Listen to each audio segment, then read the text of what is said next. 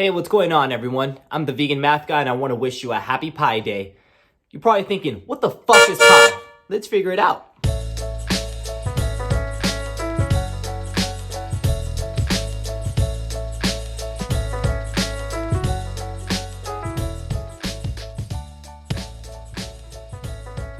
So at this point, you probably already know that pi is calculated to be about 3.14, which is why we celebrate it today, because it's March 14th.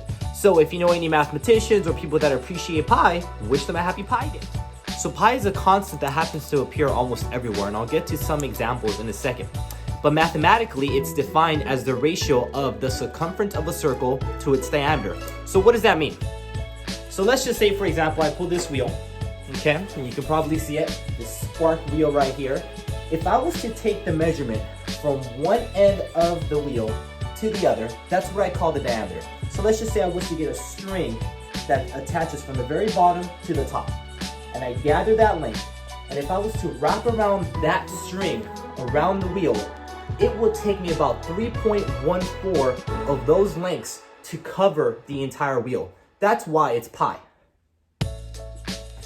And I know what you think, okay, whatever, I don't really care about that. But I think what was fascinating about the constant of pi is that no matter how big the wheel is, it can be this wheel, it can be a tiny wheel maybe in a skateboard, or it can be a much bigger wheel in a 14-wheeler or in a big truck, and that constant of pi will remain the same. And that's one of the biggest reasons why we should appreciate this constant of pi.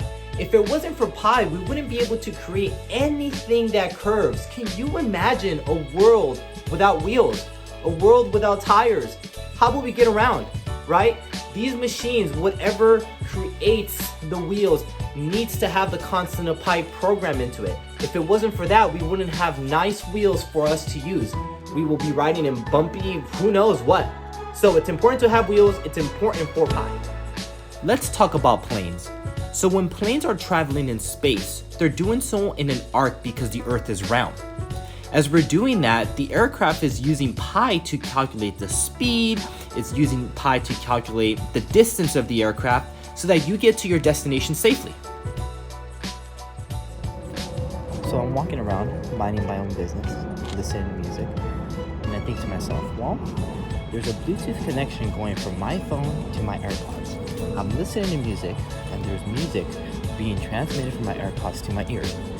All that noise is a wave, and those waves are calculated by pi. Oh, don't mind me. Just surfing the web on my iPad using the Wi-Fi in my house. What's interesting is that my iPad needs to make a connection to the router in my living room using airwaves. And I guess you need pi for that. You want to know the most fascinating thing about pi? It's that it's never ending. I mean, it goes on forever. Forever. This means that every single combination of numbers exists within pi. Your birthday, it's somewhere in pi. Your cell phone number, it's somewhere in pi. Everyone's social security number is going to be somewhere. That string of digits will be somewhere in pi. So those are just some of the reasons why we should really appreciate pi. So anytime you're riding a bike, you're driving your car, you're on a plane, or you're listening to a song in your headphones, remember that pi is there and it's the reason why we can have these nice things. Alright guys, that's about it. I really hope that I can get you to appreciate pi just a little bit more today.